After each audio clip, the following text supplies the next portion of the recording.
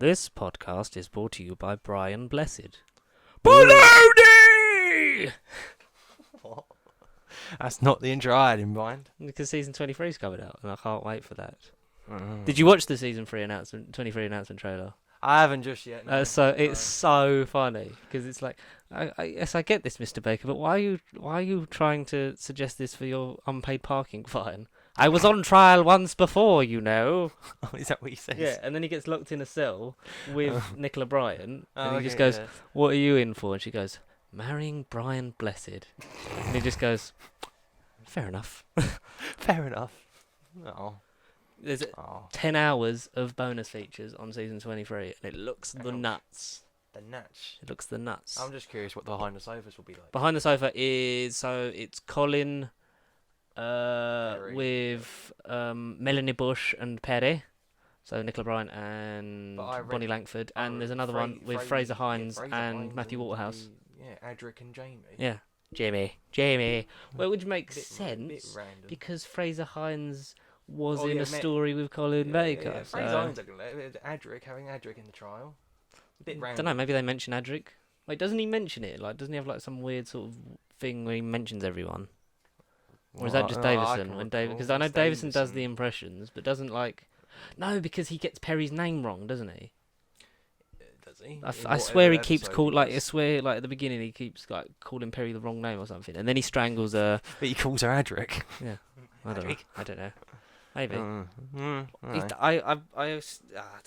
Anyway, they've only got a certain amount of cast members that they can use. I mean, I know. I would have loved if Brian Blessed was actually on Behind the Sofa. That'd have been fun. So for this scene, what I did is I got just in a big yell, just like, yes! And I got to marry Nicola Bryant, that was amazing! Good God. I watched Tarzan the other day, because Brian Blessed is in that, isn't he? He plays Clayton. What, the original? The animated, the 99 original, the 99 animated version. Oh, of course, Brian Blessed is he's Clayton. Yeah, I can actually picture that. But did you know? No, probably not. That go on. Tarzan's yell is Brian Blessed. Oh, really? Yeah. Which you're gonna get the man with the loudest voice to do some shouting in Tarzan. Yes, makes sense. He probably did that as he walked in, and they weren't even recording. They were like, "Brian, do that again." Just walked in going, "Oh!" It's King Kong sound effect next. Yeah, imagine if he was the voice of King Kong. Oh yeah, like King Kong learns to speak. King Kong versus Godzilla. Oh, Godzilla, you massive bastard! I'll take you down. No, baloney! Jesus Christ. Yeah, he does a lot of that in Trial of the Time Lord, doesn't he? Yeah, with his tongue and everything. It's like, oh my God, Brian's clearly off of his tits. I cannot wait to watch it again. I cannot wait. You don't mind if I don't join you, but you will. I will mind if you don't join us. Welcome to No Bubble Podcast. Good morning, good evening, good afternoon. It's episode 51. Hey, almost at the new 52. Till the reboot. I can't believe that. Like, this is our penultimate episode.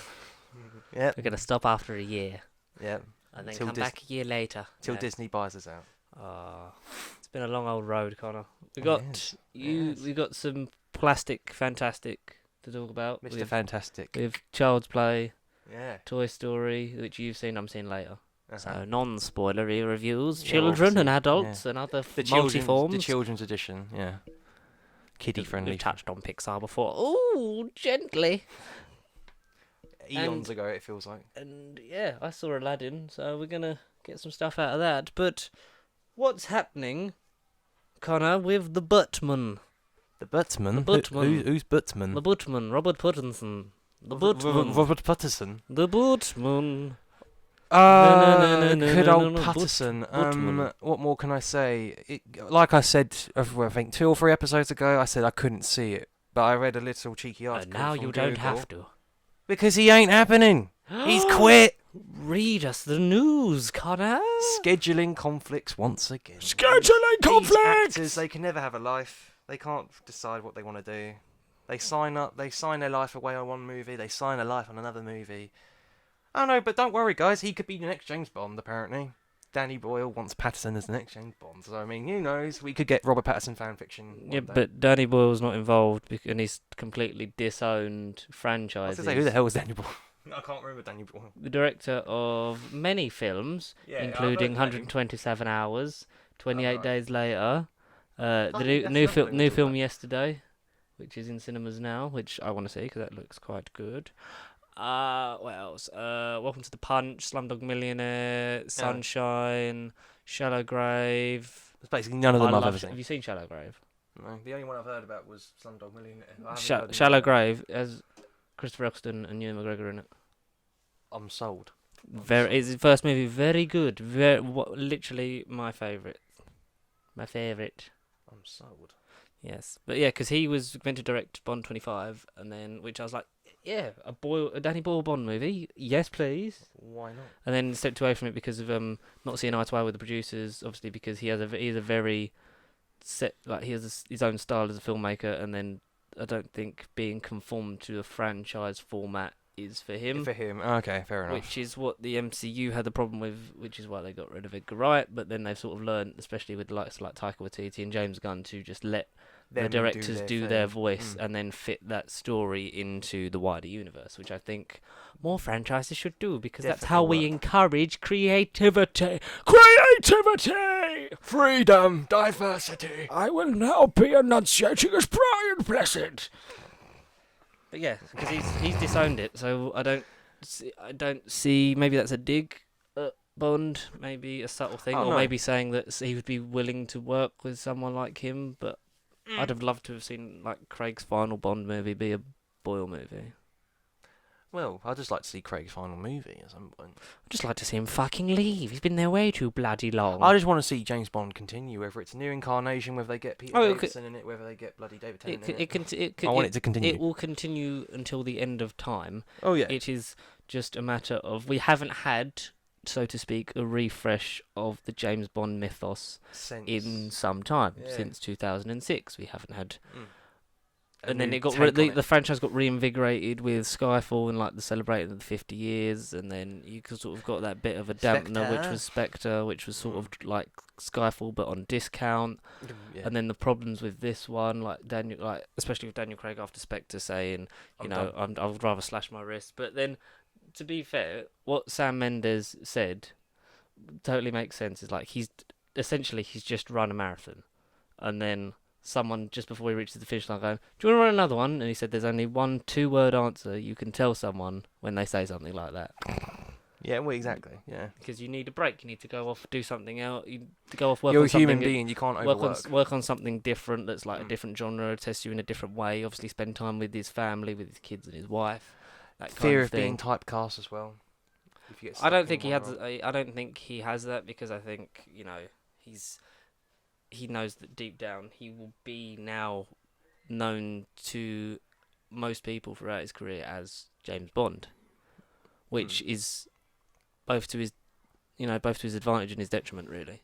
But then that's with any role this big in British culture. You're going to always be associated to the Sherlock Holmes, the Robin Hoods, the James Bonds, the Doctor Who's, all those kind of things are going to stick with you because of their following, not just here, around the world. Worldwide. And the publicity that it lifts you into a different echelon of category. Oh yeah, of people. Definitely.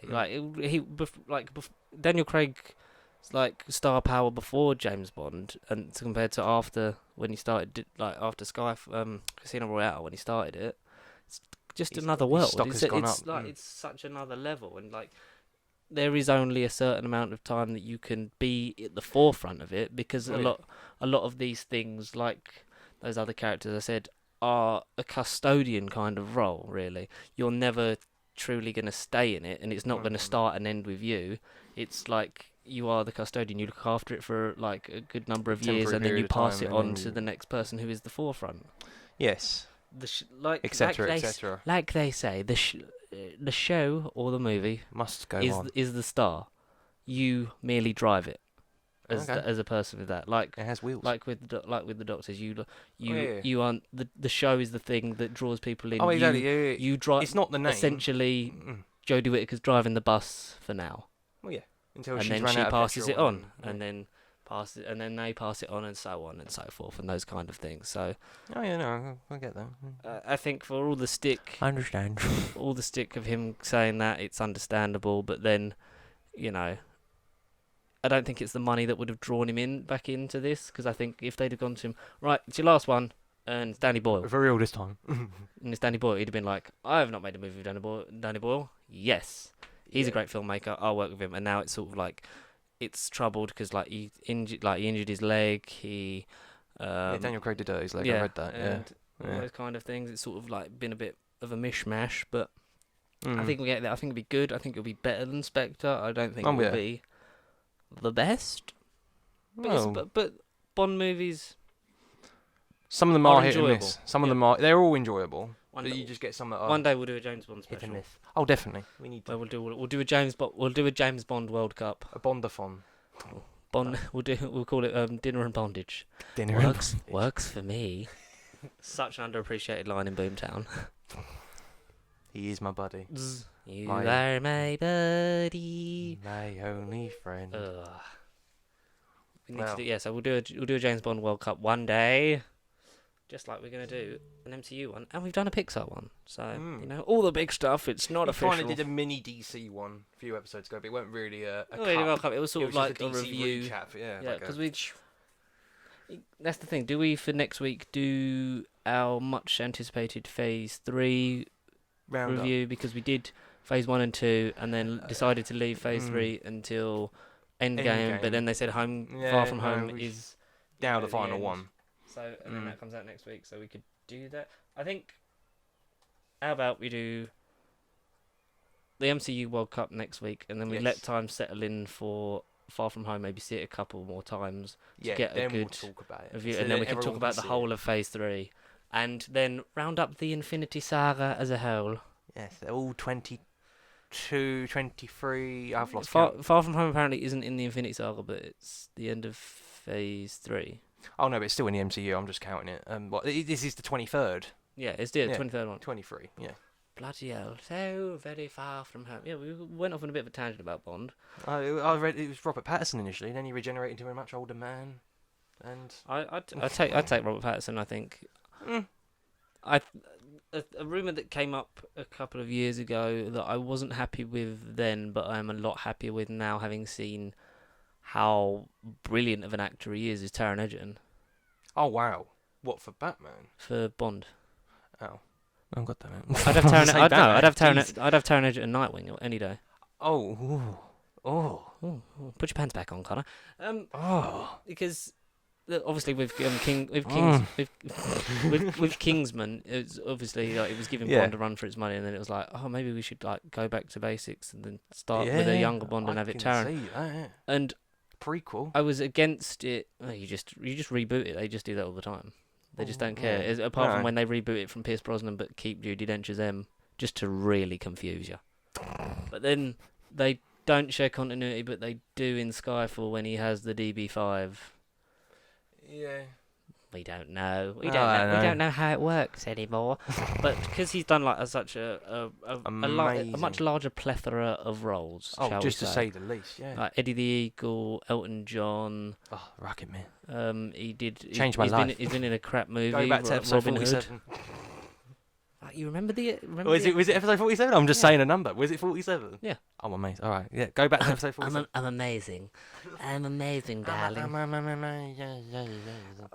But yeah, I would definitely see it. Oh, Like, cool. I'll do that. Taron Egerton. there was a Bond. rumor for a while that like Tom Hiddleston, but I just think he's too Yeah, I saw. he's too yeah. gangly, too sort of stringy. I just don't. Weedy. I believe the debonair aspect to Bond with him. I don't believe the No. no nonsense license to kill hitman bit. Yeah, exactly. Whereas no. with Egerton, you could build something Gradually. Mm. Yeah. Yeah. Plus, like we I know say- that he can kick ass, in any even though he wasn't in kick ass. any film. Any film. Anything. While we were on the subject of Danny Boyle, 28 Days Later is having another ruddy sequel. Third movie is this? Finally, 28 months later. Mm, Yes. 28 months. Yeah. So it's 28 days. Well, it's not 28 confirmed. It's not weeks. confirmed, but everyone assumes that that's what it's going to be because it was 28 days later, then 28 weeks later, and now. 28 years. Yeah, I'd be up for that. Yeah, then that'll be the fourth one. And then Months, that's and it. then it'll be years. Yeah, then you end it. 28 universes later. 28 decades later. 28 millennia later. Yeah. No, 28 centuries later, 28 millennia later. Yeah, centuries. Oh god. Bloody hell. What a movie that would be. 28 centuries. 200. No, wait, no. 28 centuries later would be Centuries, 2000. 100 Would years, be so- 2,800 years. Yeah, 2,800. Yeah. Yeah. Which is like a couple, and then 28 millennia later is like 28,000 years. Yeah. Oh god. Jesus Christ. That math took too long. Have you seen the Have you seen the 28 days, weeks films? No, funny enough, no. Not Have you not? They surprisingly. would be, and to quote a certain John Hammond from Jurassic Park, they'd be right up your alley. Right up your alley. Oh, okay. They're very... So there's zombie films, yeah? Yeah, but like it's very sort of Danny Boyle niche, and it's done. No, it's in that. It's in that. It's in that. Danny Boyle directs this. It's thing. yeah. It's in that period where it's like yes, we like zombies and they're not overdone, and everyone's not making them run really fast, sort of thing. Like that kind of thing. Okay. Okay. Very well. We would have to maybe add them to the list of one of our shows Things that we're gonna do. On social commentaries. Yeah, got a lot of fucking stuff on that backlog then. No, the more the merrier. And just need to text Tom, get the footage for that thing, and then I'll edit it and hopefully have that out ASAP. Matt's new job's Oh a thing, yeah. He's enjoyed it. He's got weekends off now, so I said to Oh. him, "Will you come Shame I back don't. for the first anniversary?" And what did he say? He said, Boom boom. "Hopefully." Boom boom. Hopefully. Mm, Come on, Matt. That's not an answer. it's not. Not to me. I said to him, now you're sorting your life out. You can pull your finger out and get back on the Ruddy channel. Permanently. It'd be nice, considering it'd be he helped great. found this. It would be nice. It He's would part of the be. family. Part of the furniture. It's not in the movie Aladdin, but there's singing Oh, and something else happens. what does Oliver Twist got to do with Disney? I took the singing and just tried to link it, Shuffle but it. I should have done it like should've done it Brian like Blessed. spoke about Consider yourself. spoke about Men in Black and then jumped to Will Smith. I could have done that, but I didn't because I talked about Men in Black International. Consider yourself at home. Just like we are. Well, not me. Baloney. Load of baloney. What do you want in your sandwich, Brian? Baloney. If It's only. really bad on the vocal cords. I bet it But is. I saw Aladdin Mhm. because we're gonna go. I would say completely child friendly, but that's not necessarily the case. 'Cause No, what are we talking about? You viewers are my buddies. We wouldn't do nothing horrible to you. You're my only this is for friend. 2-pack. Well, yeah, okay. Well, as soon as you mentioned that, then nope, kids go out the picture completely. There's kids that are listening to this going, "Who's 2-pack?" And I immediately feel a lot older. Pour one out for your homies. Internet. That's So- what I say. Internet. Aladdin, 2019 motion picture. Live From Walt Disney Studios. 75% of the market and growing. And 99.99999% of the market. Revenue. It's another one of the reimaginings of classic Disney movies because Hollywood is out of ideas. They clearly are. And They clearly are. it's Disney for a new generation, but you can just buy the DVD. Now, we have had mixed views on these remakes, Live action pictures. reboots, things. I think the only one I have seen is Beauty and the Beast. I've not gone out my way to seen them. Tale as old as time. Exactly, because it is Tales old as Something time. in the East. Now, whatever our feelings, Mm-hmm. people are going to watch them, people are going to enjoy them, Of course. as much as we wish they wouldn't, Yeah, sod it. Keep and as it much as we think it's pointless, and keep because the we classics. were born, old school. We are the last old school generation. we're the last of the Ish. Disney, we're the last, Ish. we're the last of the Disney Renaissance. Yeah, the The golden 90s age. were a great year. The for, golden were a age. great year. It was a great decade for Disney. 90s were a great year for everything. I don't know. I wasn't alive for most of it. It's 96, and then I was like, yeah, I'll turn up. Yeah, 90, But- yeah. No, I wasn't in the 90s. Well, obviously, I get why they're doing it because more money. It's basically a guaranteed way of printing money, Mm-hmm. and also it It's brings another- it brings a new generation into these stories. It's another way of telling the same story that we all know and love. Yes. But it is, like you say, a way to bring young kids, the kids that used to watch the original, it's the way to watch their kids and go, oh, look, this is what I watched. But rather than watch an animated cartoon, because this is what technology had at the time, now this is your version of watching it. Yeah. Until they become, they till have they kids. They till have their they kids. till have kids. They will have kids of their own, and then they will have 3D giant freaking Titantrons of it and holograms. Be like, look, this is now movies, and the cycle will repeat until the end of time. What the hell is a gigawatt? 1.21 gigawatts. 1.21 gigawatts. If they even dare reboot Back to the Future, I will kill. I will skip. I can't There's a Back see to the that Future. There's a being Back to the touched. Future musical though. Oh, good God. I Is that am bad or no? I'm up for that because Zemeckis and Gale are involved. Who? Who's that? Bob Gale and Robert Zemeckis. Oh, as in the OG writers. Oh, Yeah. cool, great, okay. Yeah. So apparently it opens in Manchester. They've cast. For a second, I thought you had a theatre background. You're like, oh, you They've- know about films, you know about TV, and then next thing you know, you're going to educate me on theatre. Oh, darling, that's to come. That definitely is. It is. But It probably will at some point. yeah, it's Stay started tuned, off. It folks. started off in Manchester Yeah. because apparently, like, what happens is sort of like they get stuff for a bit and then it moves and gets a residency in the West End. Uh-huh. Almost like sort of like a trial area thing. They cast Marty. There's a rendition of which one? There's like one of the videos he like covered one of the songs. It's really good. Mine's gone blank about the song. Power of Love. There you go. I think. But Power of Love. to say that is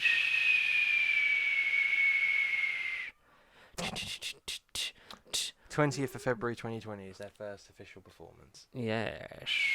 Mm. Cannot wait. I'll probably go and see that. If it doesn't go to the West End, I'll try and obviously catch it in the Manchester.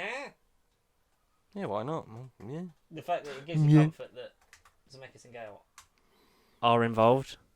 Yes, and it ain't just going to be some random musician bloke who's not to say they're rubbish in any shape or form, but to have the OG people that came up with the original scores and like having their input surely helps the authenticity of it to come across. Yes. As opposed to having some other bloke going, right, this is how it should be. No, just keep the originals. It's so much easier. It is. So, anyway, back to remakes. So, I'm going to run through the list so far of remakes Resident Evil 3 remake. Come on, Capcom, get on it. of... No. So the Disney No. remakes, we're going to give our brief thoughts and opinions on the original films and if or not we've seen the remake and what we think. I'm going to skip past the 101 Dalmatians live action thing like the old ones because we're going for strictly like new era.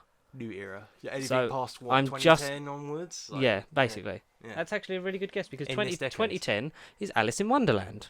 Oh, yeah. Oh, gosh, yeah. Johnny Depp, I still haven't seen them. once again, crazy crackhead, but, wife beater. We love Allegedly, he definitely did it. And so that's a remake, obviously, of Alice in Wonderland in 1951, directed by Tim Burton. Good old Burton. The animated one is great and it's really trippy. Oh, to say the least. And it's sort of like got a great colour palette, and Burton is good at replicating that kind of world because he's a nutcase, but he's great at building worlds like that. Lewis Carroll, yeah. He's like Lewis Carroll on meth, Very much so. probably, Very much so. allegedly, LSD. allegedly. If not less LSD. LSD. We must also condone that we don't say do drugs. No. Do not do it. It's bad for you, and expensive. But you know from experience? No, because I like my body and I want to live longer. I want to live so that I can put my brain in a machine. I like my body. I want to live to a point where, like, I have an old man shouting me, going, "Love, pride, hate, fear. Have you no emotions, sir?" Anyway, God. Alice in Wonderland is not one of my favourite, like, of the original sort of animated ones. I'm sort of more towards the later end, obviously being a Renaissance kid because it's trendy. But I do like to have a soft spot for Alice in Wonderland. The only real one I find boring I love the idea of Alice in Wonderland. is Snow White. For me is the most, because it's the first one. It's like, for me, I connect least with it. But Okay. then that's a generational thing with anything, really, isn't it? Okay. But I do like Alice in Wonderland. I like the aspects of how, you know, the shrinking, the growing, the Cheshire Cat voiced by Winnie the Pooh. It's brilliant. Oh, hilarious, yeah. It's the best part of it. The Cheshire Cat is Alice in Wonderland. And as for all his faults as a human being, Johnny Depp is good in Alice in Wonderland. He's crap in Alice in Wonderland, like Through the Looking Glass. Right, because I forgot that one had a sequel. Because the books have a sequel, didn't they? It's Alice Through the Looking Glass and crap like that. And I never bothered to see it, and never No. will. Yeah, I'm don't not blame going to you. waste my time finding, but it's enjoyable. It's sort of strange because it's very much like a sort of gothic like undertone of this world that it fits because it's a Tim Burton movie. It's Oh, just yeah, it's his style. it's less the wonders of like being in Wonderland, and then it's like it's It's just like, sort of all ooh. dark. But then it's like alludes to the fact that she's been there as a kid and everything. It's a Changed, metaphor for yeah. life because everything just gets worse when you get older. Oh, I see. It's one of them. Okay. Oh, But I'd say for that one, original. Yeah, I guess original. I know the story. I think all these animated classics, I know the stories. I just haven't sat down and watched them. Or if I did, it would have been when I was like an inch off the ground. Like when I was about What, when you were a borrower? -1 years old. When I was about, say, 6 months old. I haven't seen these I haven't films seen. in ages. Disney Plus, Can come I- round already. can I I want to be- watch them. Well, we'll get onto that when we talk about the planned ones for the future. Yeah, no, come on, Disney, get on it. Next one is technically Maleficent, is a remake of Sleeping Beauty Oh, yeah. loosely because it Oh, is it's the different because it's the focus of on her. Maleficent. Yeah. Okay. Which I will argue, like Maleficent is one of the best Disney villains To me, of all time. to Very m- from personal experience, to me, the best because of Square Enix and a game called Kingdom Hearts. To Yeah. me, it expanded that character massively. yeah. And That- to be well, fair, that- I kind of that wanted is to fair see the enough. film. But I just didn't. you didn't, boy. Silence, girl. And as much as it feels like a ruining of the character, like, yeah, you don't need no man to wake up from deep sleep. You know, you're a strong, independent woman. It's just weird how they Yeah. kind of sort of the best part about the villain is the mystery of like how they Oh, got there. yeah, definitely. You don't always want to know the journey of like the fall from grace and stuff like that. Oh yeah. And It kills the suspense. A lot of the ingenuity and the interest comes from your imagination filling in the blanks. Whereas with as much as you want to know more, you don't want to know everything. No. Which Look I at the think master. Look at the master from Doctor Who. I mean, all right, completely different from Disney for a second, but I mean, we don't know any really little tiny glimpses of the master. Like we still don't know anything. We still don't really know much about the Doctor. Well, we never will because they understand that idea that you just said. Like if they basically tell us what As happened, Agatha then that's Christie it. said, the thrill is in the chase, never in the capture. Definitely, and the chase has been going since 1965. No, it's only like 10 years old. Oh, not Bradley Walsh's chase. No. No, The chase. the Dalek chase. But Maleficent is good. It's a good film, but it doesn't, for me, feel like a remake. It Okay. doesn't feel because Because it is different. Sleeping Beauty or Aurora, she's not. She's not even in it. She's in it, but she's not the forefront. Oh, She's yeah, not no, like yeah. the main thing. It's her. Mm. But one that I actually enjoy, and possibly Completely, more wholeheartedly. so than the original, you might say, Go on. is 2015's Cinderella, Oh, right, okay. All directed right. by Kenneth Branagh, Weren't expecting Cinderella, but alright. and it stars See, that one kind Lily of... James, like, who's and that? it's got Richard Madden in it, because we Oh. love Richard Madden. Derek Jacobi's in it. Helena Bonham Carter as Derek Jacobi's in it. yeah, he's the king. Time Lord in disguise. The fairy godmother is Helena Bonham Carter. Oh, wow. Okay. It's the thing that I get with these remakes is don't make the same movie Yeah, good. because there is no reason to watch it if it's if it's shot yeah. for that's my problem with Beauty and the Beast, which we'll get onto. But if you make It it is. shot for shot and every story beats the same, then Waste your money because you know what happens. I could just go buy the DVD and watch that, and it's the same film, and I don't have to pay extortionate amounts for a cinema ticket to take me and my kids. That would Yeah. be a parent's thinking. Goddamn Be cinema. like, I'll just pay Mm. like probably being like 2 for a tenner, like in In a everything. HMV if it's still open. Oh, yeah. You get like a couple of them Disney Woolworths classics, back and in the day. you can go. There you go, son. This is what I used to watch on the telly box. Yeah. in the And VHS then it'll be like, Dad, why are recorders. you talking like William Hartnell? Billy hum, Billy hum. But Cinderella's a very well told. It's it's one of the stories that we all know. Mhm. It's Who doesn't know Cinderella? Prince Charming, glass slipper at midnight, going to the ball, Oops. evil stepmother and stepsisters, and it's Yeah. it's done well because it follows the same story beats, but it's giving sort of more of an edge to the character moments and sort of gives you a bit more realism because Cinderella's almost a bit too much of a caricature in the cartoon. Oh, very. Yeah. Yeah. Waiting for my. I'm just waiting for my prince. Oh, charming. Oh God, Lizzie. Oh no, wait, that's the queen. But yeah, it's just I enjoy it. Unpopular opinion, I enjoy it more than the animated one. Alright. Cool. I just wouldn't. Out of all the live action remakes so far, I wouldn't have said Cinderella is going to be your favourite.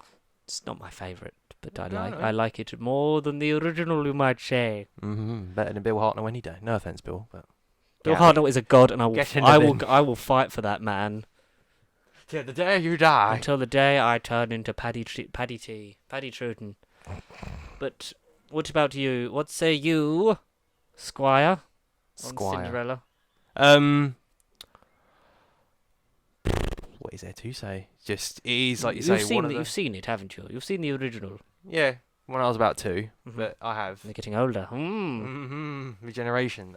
No, literally seen it once or twice. That's the thing with these Disney films. You don't need to see them again. They are forever permanently engraved in your brain somewhere. Oh yeah. Back from babyhood. Cultural osmosis for a lot of it, really, isn't it? It is.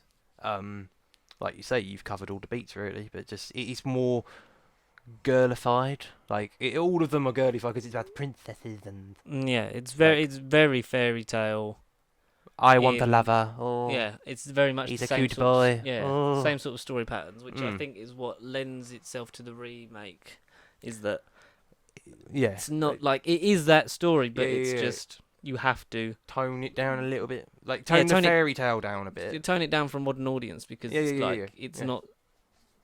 Because not people, take- it's for, not for take- people that read too much into it, it's not It ain't- saying you need a man to survive in life. I ain't take me to Neverland, Peter, please. Like, Oh, God, Neverland, I forgot Peter Neverland, Pan. Neverland. We're gonna have to do a whole Disney one day. A whole new one. That's coming up soon. The Jungle Book 2016, I see that I've not directed seen. by Jon Favreau. That Either is versions. fucking amazing. Either versions. I've never watched. You've Jungle never Book. watched the original Jungle Not Book, if I have, not fully all the way through. No. so you've not looked for the bare necessities. The Those simple bare necessities. necessities. You shouldn't sing too much because the Disney lawyers will come. But It's That's what I that know. is such a cultural that's such a high point of the original Disney run, and for me it's hard to call it between these two because they both the thing we said about being different, and it changes aspects of the story to make it more streamlined. Because this is this kid, Mowgli, Mowgli, that is the kid, yeah. he is what a boy. The young man who plays him, Neil Sethi, because he's acting against green screen the whole time. Oh, is he? Okay. Because it's just all CGI animals. Because that's how you make them look real. Which then is the argument: is Lion King a live action remake if all the characters are CGI? It's technically just really advanced animation. Dear, oh dear. It's a good point, really. Debate. Yeah, it is. That is a very good debate. But that is a debate for another day. Because the work that kid does make it seems so real in that world, and I like how the musical beats are there, but you don't get the full songs because if you know the Jungle Book songs, you know them, and it's not like going, "Hey guys, look, we're gonna sing this song again," which is what they do in Beauty and the Beast.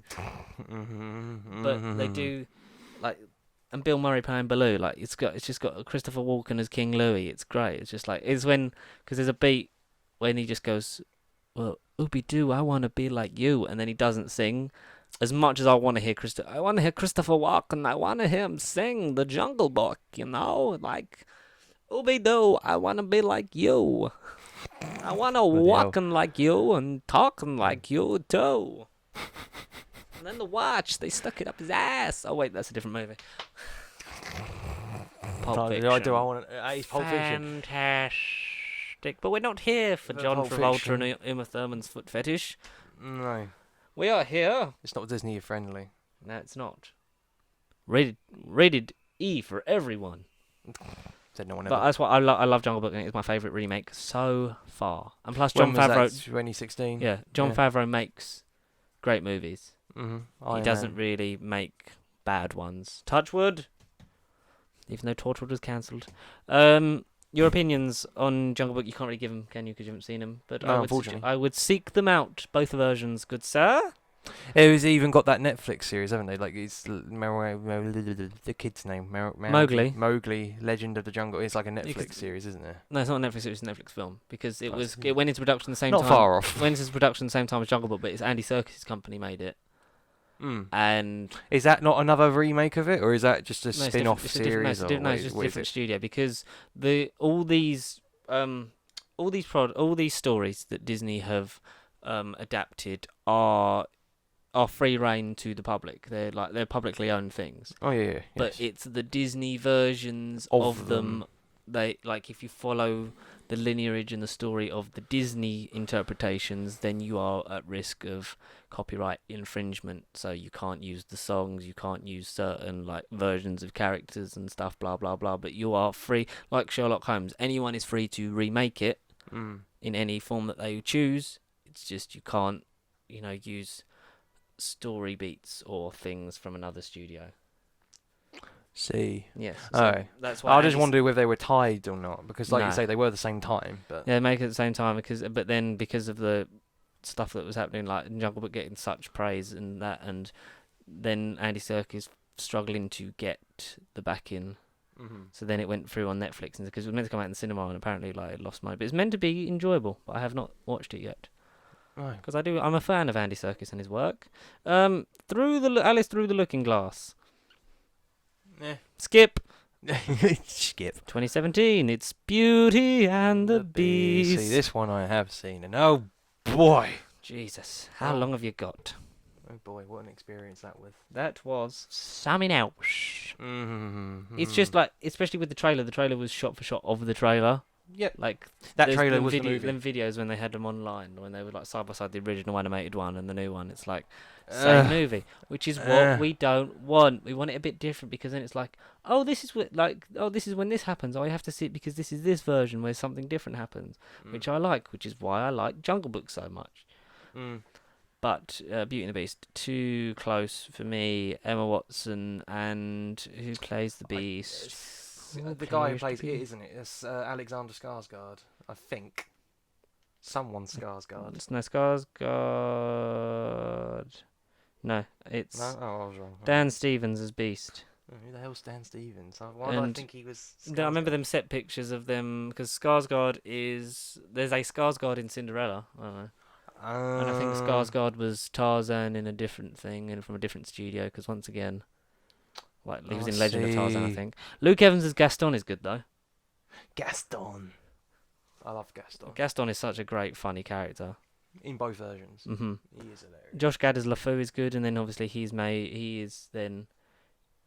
alluded to being homosexual, which is good. More Yeah. inclusion in these Disney movies. It's modern, the modernised version of it. Yeah, That's nothing against it. Ewan McGregor as Lumiere. Funny. Yes. Yeah. Yes. Ian McKellen as Cogsworth. Yes. Emma Thompson as Mrs. Potts. Hell yes. Who was Chip? Who was Chip? Was Nathan Mack. I don't know Nathan Mack. Neither do I, and neither does Nathan Mack. No one knows. Stephen Nathan Mack. Merchant also appeared in this film as Monsieur. I swear you said Toilette. Stephen Toast. Stephen. Oh. Stephen. Right. These animated films, or films where you have to have someone to voice someone, why is Matt Berry not in more of it? Like, I know it seems like we're taking the piss, but I'd actually like in Lion King. Why wouldn't you have him as Zazu? Do I remember The bird that the bird, Rowan yeah. Atkinson in the original animated one, the bird, like consort to the king. Oh, Matt Berry is Zazu. Bloody hell. We've got John Oliver, but like imagine Matt Berry. Simba, you're not allowed to go to the Pride Lands. Oh, good God. Good or he'll God. just play it straight like he does in Year of the Rabbit, because that is so good. But yeah, Beauty and the Beast, too much of the same thing. I can just buy it and enjoy the 1991 version, which is still gorgeous, and that CGI crane shot of them through the ballroom, because that's the first time they used started to use more CGI, not just hand drawn, because that shot where it just switched through the ballroom, that is still ruddy gorgeous. Magnificent. So yeah, A magnificent shot. It's a magnificent movie. But yeah, original still wins. Christopher Robin technically counts as a reboot. That was good. But I like it's not really a remake though. It's just No, it's almost it's like its own thing. it's like its own. It's like a standalone sequel, really, isn't it? Because it's set years up. But that is, we're not really going to count that in this thing. But I just want to take the time to say, Christopher Robin is a fantastic movie. Very, very much and so. still having Jim Cummings' voice As Pooh was yeah. And No, it really helped. I want to know what happened to the Chris O'Dowd version of Tigger. Because Chris O'Dowd was meant to play Tigger, but then they got Jim Cummings in, who also took over the voice of Tigger. So then they obviously re-recorded all of his lines as Tigger. So it makes you wonder what happened to time, and what happened to Chris O'Dowd, because he surely must have been. He thought, yeah, I'm in Christopher Robin. It's gonna be great. I'm Tigger. Out the window, mate. Out the window. But Peter Capaldi as Rabbit, Toby Jones as Owl.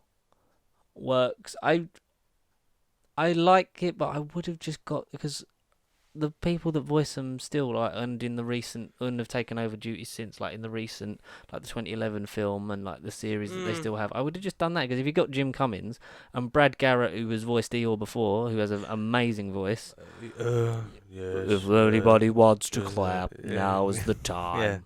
Like you would just like do that. You'd go full hog, and then, because it's then that nostalgia, and it carries these voices on for generations to come. Dumbo. Are you listening? Oh no, I'm talking about the film.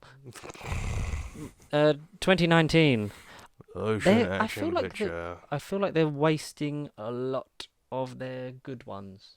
Do you know what I mean? Because this year we've got so Dumbo in March, Aladdin in May.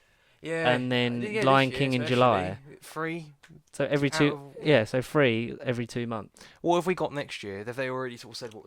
I'm getting to the list, darling. Okay, Don't worry. I was just curious. But I feel like Dumbo, Aladdin, Lion King, They are three of the big ones. pretty big hitters. Aladdin from the Aladdin, Lion King from the Renaissance, Dumbo from the original. Yes. That's a lot of people A lot of people like those movies. I know you've got a list, but I want to get a list of like the order of all of them. I know that there's and what they haven't used yet that they could have, instead of. Yeah, because I'm on the list of the remakes and upcoming. So you get the entire Disney library, because they're numbered differently, because some are counted in America that aren't counted anywhere else. But yeah, I never saw Dumbo in cinema. I heard mixed things about it. I was mainly interested because Dumbo is a film where there are not really any human characters that interact with the main story. It's all you get. The mouse that is, I'm gonna be beaten up for this. Who's the mouse? Who's his little guy? Timothy Q. Mouse. The one that wears the hat and is like his sort of guide and talks for him, because Dumbo doesn't speak. And obviously it's a very emotional movie, like gets taken away from his mother, says a lot about the circus trade. Yeah. And when obviously you have to bring in human characters to sort of, because it's the circus, and then they become more of a focus. I like that, because obviously that's a bit of a change to the story. Did it detract too much? I don't know. I haven't found out yet, but I will let you know, because I really want to pick that up, because I loved Michael Keaton's stuff. He's had an amazing career resurgence for the last 4 or 5 years. And him, Danny DeVito, Colin Farrell even, obviously like Eva Green, like so many names. Yeah. I want to check that out, but from what I heard, it's a lot of it doesn't land with the people who like the originals more, Dumbo. and also not a lot. It's very mixed bag. It's mixed. Like with anything, we'll have to give it a go. So that brings us up to the most recent, Aladdin. Yes. Guy Ritchie. Oh, we've been out for like a month now. We forgot to mention that Tim Burton directed Dumbo, obviously. What, this year's Dumbo? Yeah, Bill Condon directed Beauty and the Beast. Jon Favreau obviously Jungle Book. Christopher Robin was Mark Foster. Or Forster. Yeah, Forster. Sorry. Love. Aladdin, remake of the 1992 Aladdin. of the same name. Now, let's address the blue elephant in the room that is absent. The main thing that drew criticism and interest was obviously because Robin Williams sadly passed away. Yes. 5 years ago in August this year. Yeah, because I was on holiday. I remember hearing about it, and they were like, "No, you're lying." But yes, Will Smith is good as the genie, and he doesn't. All I've heard is that I've heard the opposite. He's like the worst thing about Aladdin. I've sort of said that in the trailers. He's the best thing about the movie. Honestly, 100%, he's the best thing about that movie. Mum said the same as well because she went to see it. Because he is not Robin Williams. Okay. Which I like, because if he'd have just gone for a straight up, we're going to play it like adaptation, because you have to, you believe that Robins and Wills are the same character. You believe that. Yes. Because they have the same sort of eccentric, like sort of fun-loving, like energy thing. But Will Smith puts his Will Smithness on it, which is what you want from a Will Smith character. It's him being charismatic, being funny, being charming, not sort of leaning too much on the comedic aspect. He's sort of just more sort of just being himself, and he brings out the best in the young man who plays Aladdin, which is too many names. Mina George, too many Masood. names. Mina Masood. Mina. Oh. Yeah, brings that because he is obviously like an up and coming young actor, and a lot of the scenes when he's not with Will Smith feel very sort of like drama school-y, a bit static.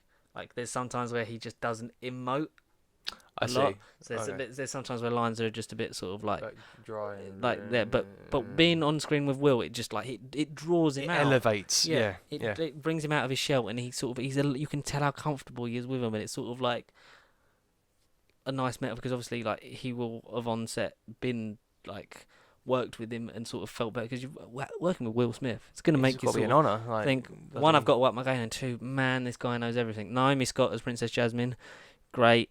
Marwan Kanzari as Jafar, bit on the weak side because Jafar in the original is a fun, silly bastard. Least, yes.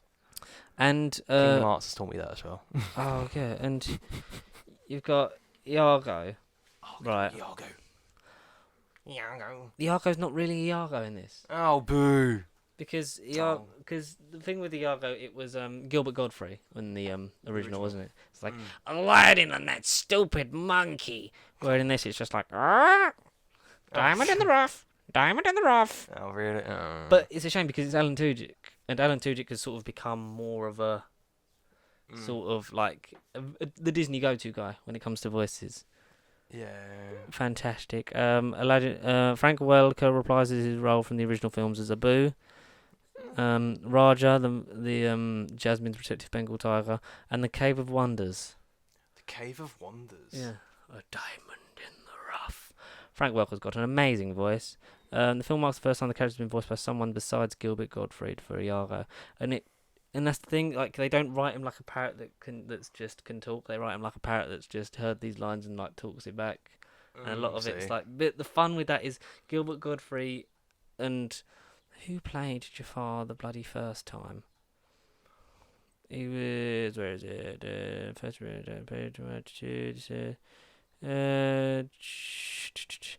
Jonathan Freeman.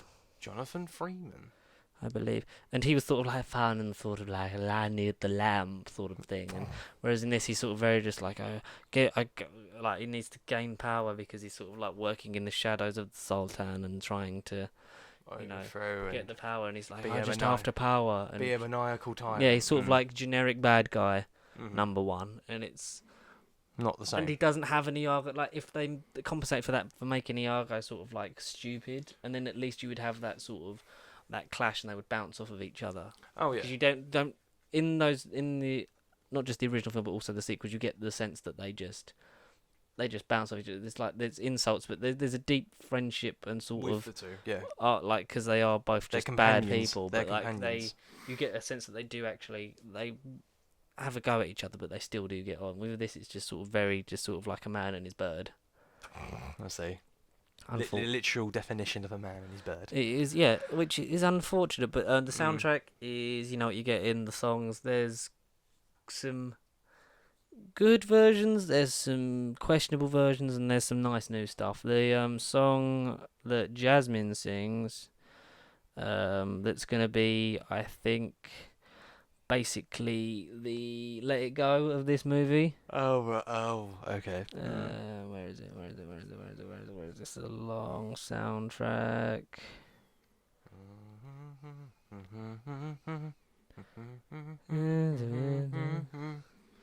It's really annoying trying to find because I don't remember what it's called. So you've obviously got Arabian Nights, which Will Smith opens with it. That's okay. One Jumps, which is the Aladdin song. One jump, simmer, la la la la.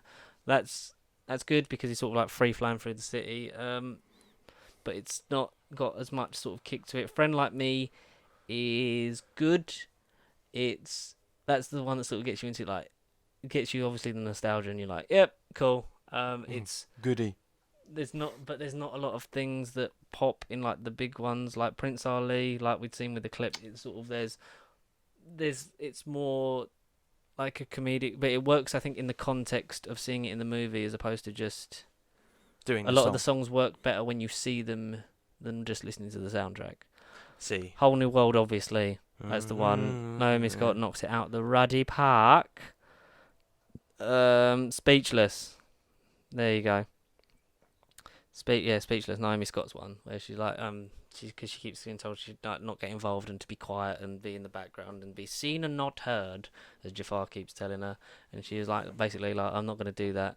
I'm not going to be speechless. And then there's the Friend Like Me version at the end, which is with Will Smith again, but it features DJ Khaled. And it's what? DJ Khaled? Yeah, because it literally the credits are on, it just goes DJ Khaled, and you're like, oh, for fuck's sake! For God's sake! There's a version of A Whole New World in the end titles with Zayn Malik and Xavier Ward.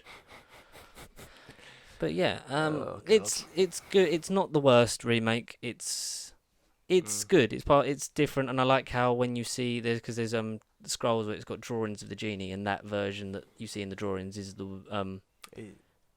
the Robin Williams one. But all the characters that they see in like drawings are like because there's a scroll when he like talks about like things, and you can see like the genie, Aladdin, and the Sultan, and they look exactly like their animated counterparts, and that's good. Oh, it's I like see. Nice little Nice. touches. There wasn't a tribute as much as I saw. I don't remember seeing, but I assume that maybe there's one at the end of the credits for Robin Williams, obviously. But alas, they must have done it in some way, because without him, they wouldn't be remaking this movie.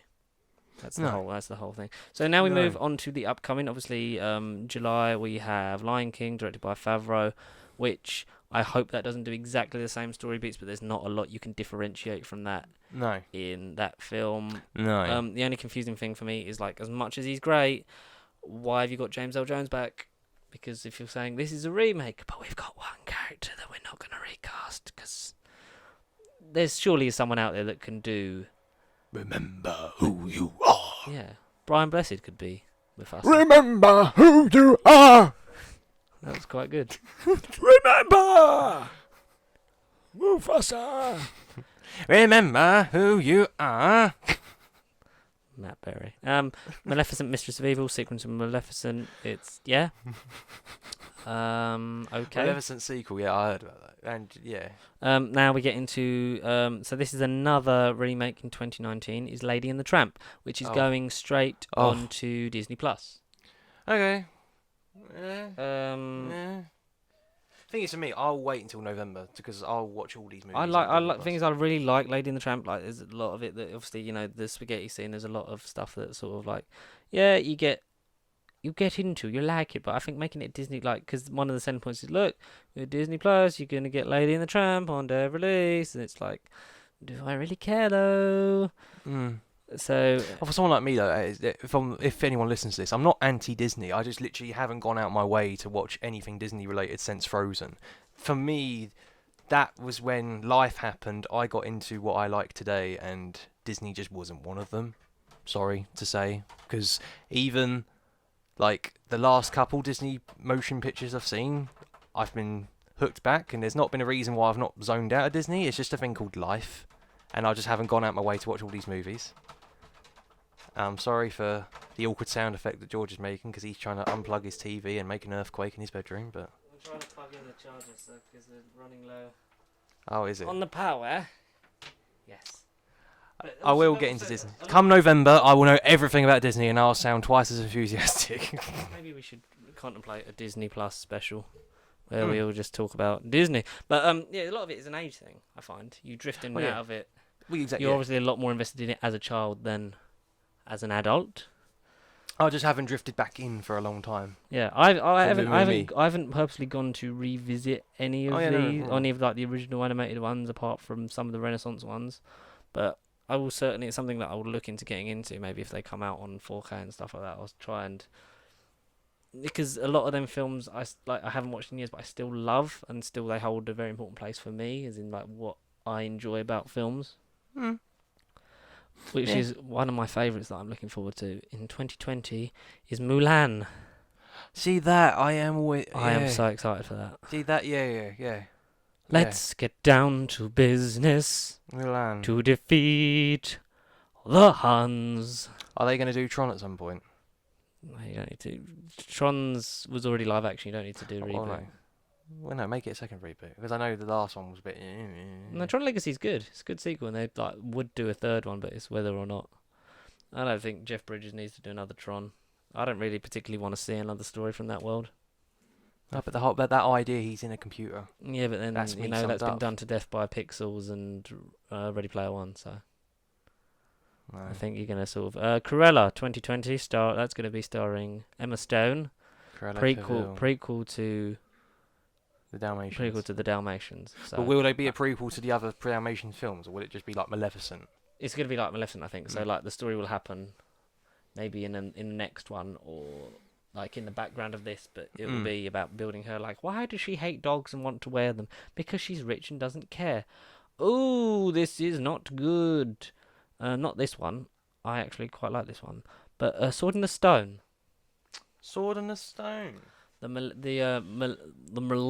millennial story of, pull the sword out of the stone, you bastard. That kind of thing. Give me it. Give me it. I think that and like Black Cauldron and stuff like that I would really love to see. Black Cauldron. And especially like the more underappreciated Renaissance films, like one of my favourites probably my favourite Disney film of all time, Atlantis the Lost Empire. There's a lot you could do live action with that. Treasure Planet. Oh, Treasure Planet, definitely. Obviously stuff like that. But, I want to see Adventures of Ichabod and Mr. Toad. Oh, that is a random one. Just reading through the list. I thought you'd seen it and that was like a personal favourite. I was like, it's quite a cultured leap for you there, Connor. But no, he's just reading. Wolf Among Us. Untitled The Jungle Book sequel. Is that going to be based on Jungle Book 2? Or is it just going to be the new sequel to Jungle Book? Jon Favreau's on board. Jungle Book 1.5 is what it will be. 1.5. The Lion King 1.5 is actually a good movie. At me.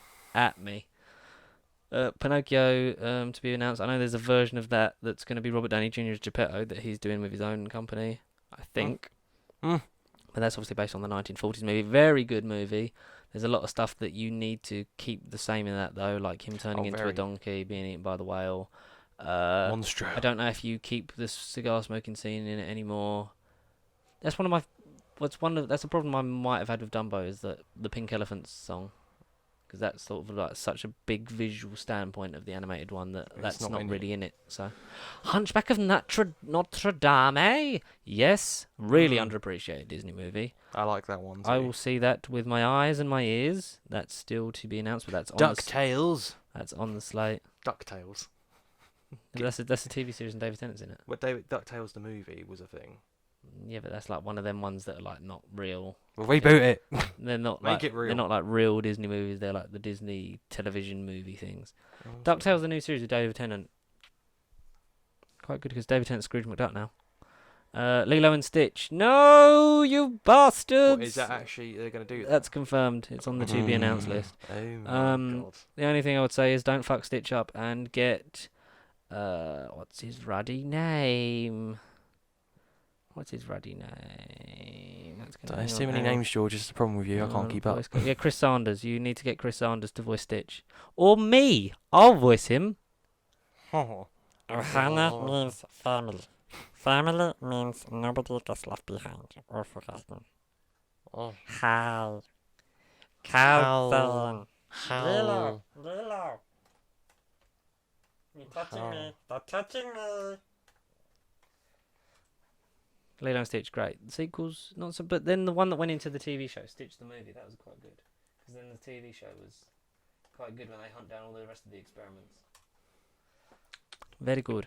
Little Mermaid is confirmed, a remake of the 1989 classic. Good. Be directed by Rob Marshall. Good. And that We've had Lin-Manuel Miranda's involved for who? as a producer for Little Mermaid. Yes, I love Lin-Manuel Miranda because he is a fantastic I don't know who he is. writer, music. He wrote Hamilton the musical, and Oh, he was right. then in. He was the lamplighter in Mary Poppins Returns, All right. and he did a lot of it. He is a fantastic singer, and he's a very, very good musical man. And yes, if you get that Absolutely. that feels like it's going to be like an undersea magical musical, which is what it should be. And then the last one for now is Rose Red, which is Riding a Hood, isn't it? remake of Snow White and the Seven Dwarfs, but I believe it's another Maleficent Cruella situation, which I don't get because they did Cinderella. Cinderella was just flat out Cinderella. Why wouldn't you just do Snow White and the Seven Dwarfs? Maybe. Okay, so and then we're into planned projects. Oh no, that's sort of like just sort of going into it a bit more. So Disney announced a sequel to the film The Jungle Book will feature Bill Pete's rejected material for the 1967 film. A live-action adaptation of Peter Pan is also in the works, which is set to be released exclusively on Disney+. A live-action film about Tinkerbell is also in the works. Fuck's sake, why? We had those Tinkerbell movies, and they were pointless. A remake of the Snow White and the Seven Dwarfs was announced. An untitled film based on the chronicles of Prydain books was previously adapted into the animated film The Black Cauldron. That's good. Also been announced that a live-action spin-off of Prince Charming called Charming is in development with Stephen Chbosky writing and possibly directing. Real mixed bag, but they're getting their money's worth out of them. I want Little Mermaid, Hunchback, Pinocchio, Sword in the Stone, Mulan. Oh, 100% And Lion Mulan. King, definitely. Lady and the Tramp, I'm on the fence about because Disney Plus to me screams cheap. Yeah, probably. You're right. Which I don't want that. But You're So- right about that. speaking of cheaper, are you my best friend? You, my buddy. There's two films that came out on the same day that are about dolls. Ruddy that come typical. about dolls that come to life. That was done on purpose Why? because Child's Play didn't want to back down, and then a lot of their posters has been like, they're gonna destroy Toy Story, which, judging by the box office, you clearly haven't. Child's Play. So we're going to go into a bit in depth because we've both seen Child's Play, and then Connor's going to give us some broad strokes about Toy Story 4 because I'm seeing that tonight. He has already seen it because he's one step ahead Ruddy of me. lucky. One step ahead of me this week, which is I No, appreciate because I was like, oh God, I'm not going to have time to see it, but you'd seen it, so I was like, great, Connor can talk about it. It was a last minute thing Friday. It was all like, right, go. Right, we'll go. Mm. Child's Play is obviously 2019 motion action picture. picture. Motion picture by Ryan. 2019 motion action picture. That was Matthew Toast and Brian. Matthew Blessed and Brian Toast. Jesus, there's a lot of splicing in that. Brian Toast. Brian Toast. Child's Play is a reboot of the original movie, Child's Play, Mm-hmm. which only the original. I think the 8th movie. I think because there was at least 1988 film of the same title. 5 sequels. No, there's 7 Chucky movies. But the this original is the 8th one. This is Oh, okay. 8th one, but reboot. So the studio owns the rights to Child's Play as a story, as a film. Don Mancini, the creator, owns the rights to Chucky The character. as his as a character. So there's essentially 2 different Chucky universes. which is like a lot of the things, like especially when Child's Play come out, like because I'm not a big horror guy, you probably know that, but I've started to get more into that because the Chucky films exist in this world where it's sort of like it's the horror bit at the beginning, but then it goes stupid, but it knows what it is. It's not like Sharknado because they started going after the third one, I believe. Don Mancini was right, giving me like this much budget, which is like hardly anything, and I'll release it like straight to DVD, and people buy it, and they've sold really well. That is the film about the Chucky franchise, but so this is a remake of Child's Play, the first film. A lot of it for me was like, is this going to work? Because Chucky was a toy. Yes.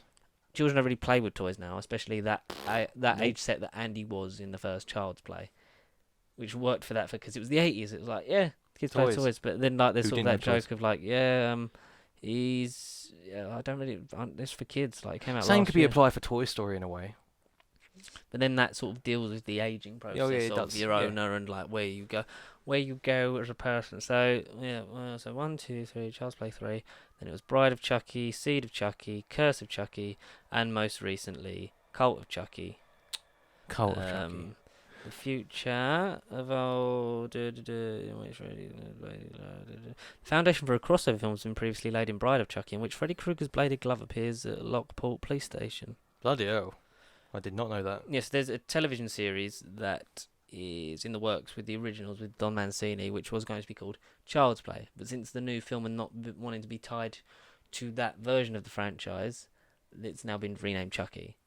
So, Child's Play, the 2019. So, should we talk about the voice? Go ahead. Oh, so it's now Mark Hamill.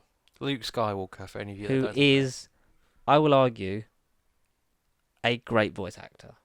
Oh, maybe even more so than he is a real actor. Yeah. Yep. That's because better. Obviously Joker in various Batman animated and in the video games and other stuff. So there's no Brad Dourif. He's the original voice. Yeah, which completely off their own back, going in. So now it's Kazlan Industries, the buddy system. So basically they're the Apple. They've got all these products that link to the internet, and like you need like certain apps, and you can do this, and then your buddy, you can name him. He imprints you. He's got security cameras. He could turn up stuff, and it's like that. I like what that added to the horror element is the fact that he could control like thermostats and lights and cars and stuff like that. Because before, when it's just a toy, it's like he's just gonna beat you to death and murder you. I like it. At one of the crime scenes, the marks that can only be like attributed to a toddler. If only he was a toddler. You get Karen Barkley and her 13-year-old son Andy Barkley. It's that character again, but this he's can't really make friends, so he's different then. He's different than the original because I know the original was on Amazon Prime and I was planning to watch it. Probably watch it tonight. I think that's sort of the aspect they brought in to have the buddy system be relevant is that struggles to make friends and like at least like you talk to it and it's like it has its own sort of consciousness. Yeah. And obviously, and he's he's got a hearing aid and he's deaf. So I honestly thought that was going to come into it, that was going to get knocked off and he was going to have to fight Chucky whilst not being able to hear anything. I was sort of like anticipating that it's like you can't hear him, but Chucky's right behind him, but that never happens. No, unfortunately, the script is a bit one note. It is, to say the least. It's very basic. We literally were late for the cinema. Like me and my friends walked in, and in the movie. So where I took my picture, put it on my story. That light, I know it ain't the best picture, but that literally is when the film came on. Yeah. So we literally got in there just in time. But as soon as we heard the first dialogue line, we looked at each other and went, "Okay, this is going to be great." Yeah, this is going to be one. You could just tell instantly because it starts off with the Vietnamese fact because it has it comes out with the advert, the Kazlan advert for Buddy. Yeah. And then it goes to the Vietnam factory where one of the workers just starts getting shouted at because he's lazy and useless. Like, look at you, you're fired. You need to finish this doll and then you can leave. So sir, I can. He's like, no, you will finish it. He doesn't even say anything. He's just like, are you looking at me? And then he like slaps him and stuff. And then he just removes all the safety protocols, puts the chip in, and sends Buddy on his way to be bought by someone in another country, and there's a lot of returns happening at Zmart where Karen Barkley works. Zmart. She had a very productive sweet 16th. That's why she has a kid. Yes. Good God. Who plays her? I recognised the name, and it's really gonna ruddy Aubrey Plaza. Aubrey bloody Plaza. Aubrey Plaza. Ah, what a... Who are you? Who- Parks and Recreation. Okay. Parks And and- Legion. Parks and Recreation is a great show. Yes, so he turns off. I like that they didn't go with the original way, the original reason why Chucky is alive.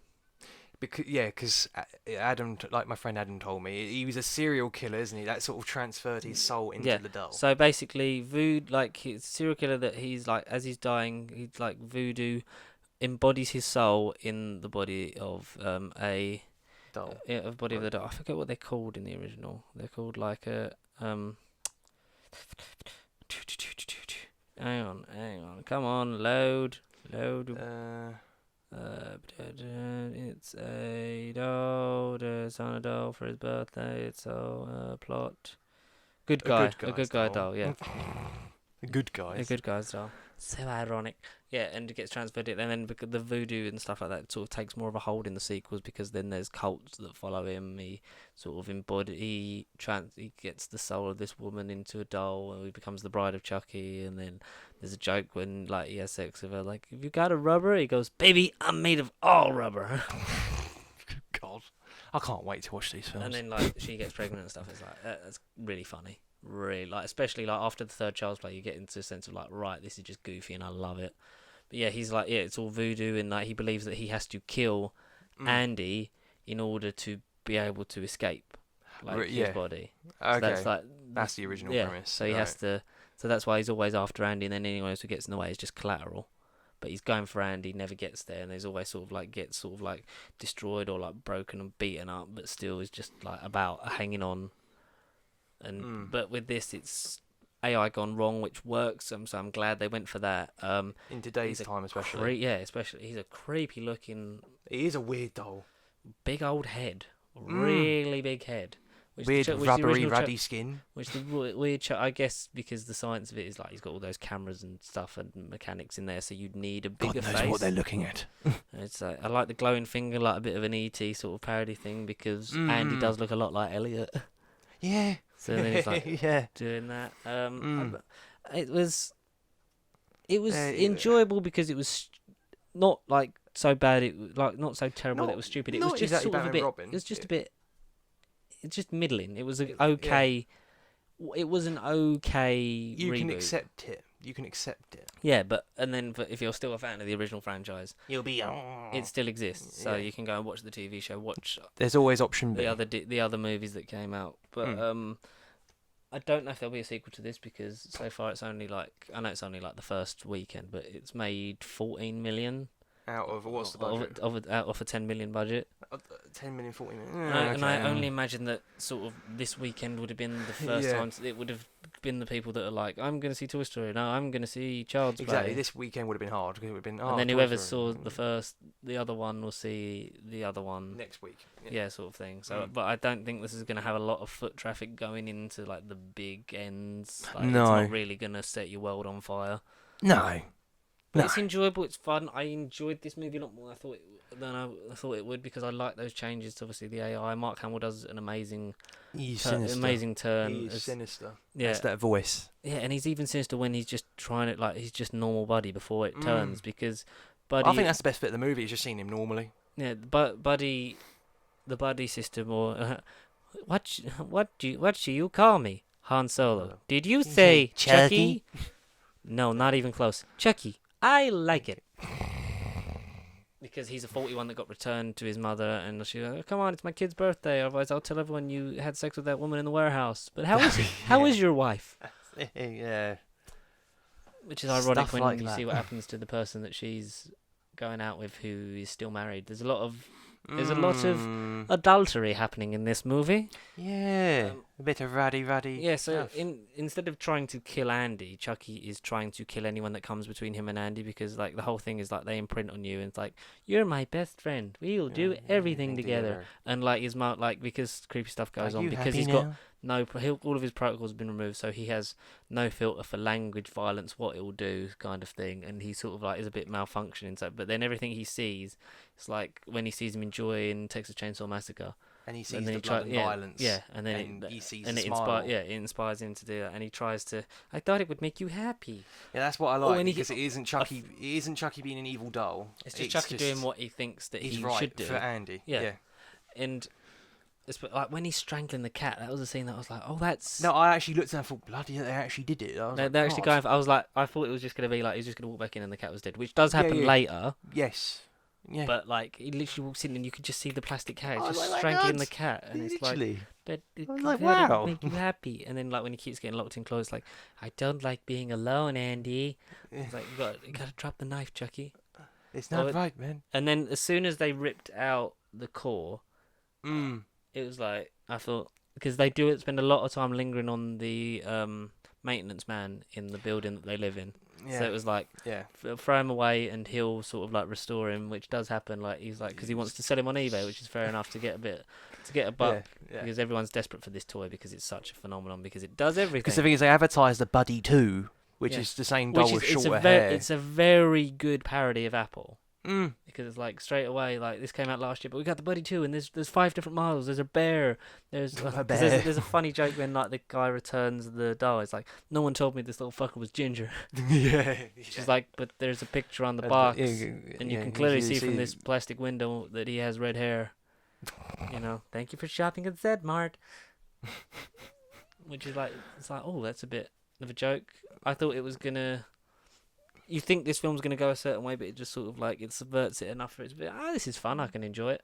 And there's the blonde version of Buddy in the Buddy 2. There's a bear version, which is really weird. And creepy. I thought it was like Nightcrawler when I first looked at it. Your Buddy Bear.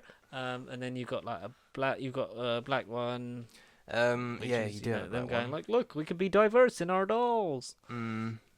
But yeah, and as Chucky sort of starts to turn, like things go in his head because he hears stuff, like he'll play, because he records like what you say and like will play it back, like, Stop it, Chucky! Stop it! stop it, Chucky, stop it, because he obviously can connect to anything. So he can, Just stupid asshole. Stupid asshole. yeah, and when like, because the man that her mum's going out with, like, I just want him to go away because he's like, He's a bit of a sort prick. yeah, he's a bit sort of controlling and like trying to act like his dad, even though he's not. But we find out later that's because he's cheated on his wife, and every night he goes home and goes back to his real family, and then he's taking down the Christmas lights and does not disappoint. Like the bit from that was teased in the trailer when he's getting. It's when he falls off the ladder and breaks his legs. I didn't think they'd show that in a close up. No. So like Chucky has followed him. Because he thinks Andy wants this person gone, because it's like, but it's, you know, he's making him unhappy. It makes you unhappy. I did it for us, Andy. So like he throws the ladder, like, well, you see like him, like the ladder get knocked and he falls down, snaps both of his legs, and like you see like the bone. It's like, oh Jesus! And then the Christmas, like he sees his phone, he's crawling towards that to get help. But the Christmas lights are still like wrapped around him, and then like Chucky's doing the lawnmower. It starts like tangling in the lights, and then he moves himself to hold the lawnmower back. Then Chucky gets on top of him, and then it's like he says something like, "It's tickle time," or something like that. He does say something short and sweet, And then like so it's like, does he go for Chucky or does he like hold back the lawnmower? So then he goes to stop Chucky, but then the lawnmower goes over his head, like scalps him, and that flies onto one of the watermelons in his watermelon patch. And then Chucky just has a brilliant line of, "This is for Tupac," and then like stabs him through the chest. Because like a lot of the kids, because and Andy ironically starts to make friends because of Buddy. He makes friends with people down the hall. He does. He does. Detective Mike, because he finds him sitting outside. He's flat, yeah. And you know, Well, that's when he's like, "You can't come in," and he's like, "I'll come in anyway." Yeah, it's like you will, like, you know, you're welcome to come join us to do it, because obviously he sees this kid lonely and he's just trying to sort of look after him. Yeah, but then he obviously makes more friends, and then like they're trying to video him because they know this Chucky swears and doesn't follow the rules. So they're like trying to get him to stab this toy horse, going, "See, this is for Tupac." And he just keeps going, would you like to sing the buddy song? And then that comes in later, and he sort of adopts more of a personality as he becomes more psycho. He evolves from just robotic to sort of having this life. Yeah, he becomes which conscious. Is a nice sort of evolution to the character. He does. And obviously, like, brings Andy friends, but then they all start to think he's crazy when, because they find in the store. he rips Chucky rips the face off of the man. The boyfriend. The mum's because they find him without a face. But he gets that from Texas Chainsaw Massacre, puts it on one of the melons in the patch, puts a bow around it, and leaves it in Andy's room, which then Andy and his mates try and wrap. But while Park's just like being sick, like just they wrap it in the wrapping paper, and then like the mum's like, "Oh, where you go?" It's like, "Oh, we're giving this to the old lady who helped me with my homework down the hall." Which is Detective Mike's mum. Which is ironic. What's her name? Like Darla or something like that. Darla, I think it is Darla. Cast list, Detective Mike Norris, Henry Cressler, something with a D. Doreen, Mike's mother.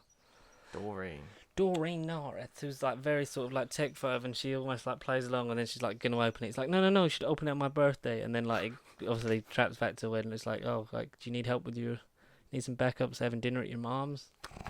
Which is not a nice little character mode, but then obviously does it to take the thing down. And then throws it in the dumpster, which when it comes back later, it's like they found the guy's face. It was in the dumpster, and they see the wrapping paper, and he obviously knows it was him. I like the showdown in the store, like at the Buddy 2 launch.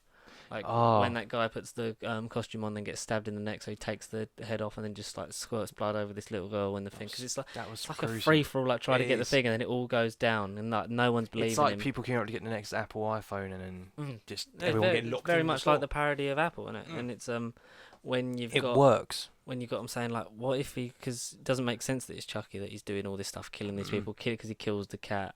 It's like, it's like, it's Chucky. Why not believe me? Like, why would it be a toy? And his friends like start to think like, mate, what if he did? What if it wasn't him? But then they're like, but what if he was telling the truth? And they find that he was right, and they go to help save him. But like Buddy turns on all these things, like these drones, like cuts people's like heads off. Yeah, I swear it looked like they had knives on them, and then I didn't know whether it was just the wings or. I think it was just the blades. Yeah. But that was the thing. I could buy that maybe he attached stuff to him, because it's Chucky and he's ambidextrous and he's got fingers, so maybe he did. But like flying these drones into people, like cutting them up and that, and just like murdering them, and then all the other Buddy 2s come to life because he hacked the system, like at the launch, and then like starts killing people. But then Andy sees that he's got his mum, so he has to go back for takes like one of the hedge, like takes like a hedge trimmer and a pickaxe, and it's like trying to cut him up, and then it's horrible when he like tries to start hanging Andy's mum, like has her like with a noose around her neck and just starts putting the forklift up, so eventually it's gonna hang her. But when he jumped on the thing and there was a shot of the mum, like I thought it was gonna go really dark, and I thought it was gonna be that he did kill the mum. Yeah. Like Andy's alright, trying to save the mum, but Chucky was sort of right all along, and like, you know, you killed your mum. See, this is all for us, Andy. I thought it was gonna go dark. I honestly thought she had died. Yeah, but then he manages to cut her free, and then like he stabs one Chucky because like he tries to distract him when he's on top of him. He's like starts singing the Buddy song. It's like, if I can't have you, no one can. So he starts singing the Buddy song before he hits him, and then he manages to stab him through the chest. But that's, it's AI. So and then it comes, so then. Was that the original one he stabbed, or was that, I think, another one? Because then it's assumed that this is the actual one, because then he kills it. Like, the mum rips his head off, because he gets shot, doesn't he? Because Detective Mike, even though he gets cut up and he falls to the ground, like, run! I thought he was dead, yeah. It's like, oh my god, I literally, when they killed him off, I was like, nah, they can't kill off Mike. Surely he's going to be the one that saves it. It was like, oh. But no, he manages to sort of get there, shoots it, and just saves it, and then the mum rips the head off, like, don't you... with my son, and then all the kids like take turns like beating out with baseball bats and hammers, and there's never talk about it again. They melt it, and then there's the statement, like it closes with the statement like at the beginning, like, we take no responsibility for this, but for the time being we're recalling all these products because there is a fault, and we're gonna try and sort it out and get get you your buddies. And then there's like the flicker of the ones in the warehouse, and one of their eyes like flickers red and has a smile. Yeah, which is not a hint at a sequel, and a hint to a romantic relationship between Detective Mike and Andy's mum, because there's that sort of moment where he's like trying to flirt in the hallway. Oh yeah, that and one then scene. like, yeah. Who knows? who knows? And they're next to each other when they finally get medical attention. But the way he kills Mike's mum is like horrible. Like when he just uses the AI to just drive the car into stuff, and then like he takes her seatbelt off, which is scary. Yeah. Disengages the airbag and crashes her into the car, so she's injured, like close to death. And then he's like, Doreen, I said peekaboo, and then he kills her. It's like, oh, good, enjoyable. It's not a patch on the original, but it's a very different take version. on it. Yeah, it's a very different take. I think you'll still get enjoyment out of the other one. If anything, this will just sort of make you appreciate that series, and you'll love it when it gets bonkers later on. So, Connor, I would definitely give that a wee go. A wee Because go. you are my buddy. My only friend. You make me happy Until the end. Until the end, that's it, yeah. But, so, should we talk about the real MVP? Or you will talk about the real MVP of well, as best as I can. the toys that come alive. The story about the toys. Toys! Toys! Andy's toys! So, Yes. Give us brief Toy Story 4. non-spoilery Uh-huh. thoughts that Yes. you can. You know, you can go into a couple of story details. Because it gives people a chance to see it, which Yeah, they of will course. have by the time this comes out. But I'm just real time because I haven't seen it. Mm-hmm. What did you think of Toy Story 4? One word. Kaboom. Oh, how is Keanu Reeves in that film? I kept saying to myself, right, this is Keanu Reeves, and obviously you can tell it's him, but I genuinely forgot, because he's so different in this. Yeah, it's not a standard. It's Keanu not Reeves' his voice, but standard it's not like his. It's he's- not like him in John Wick, where it's like No. passage. No, but he does sound like that. You Yeah. can tell it's him, but he's so out of it and not Keanu Reeves in that sense. He's very different. Well, the best Keanu Reeves character is always not Keanu Reeves. Well, yeah. So, no, it's a good thing. Like, he was just amazing.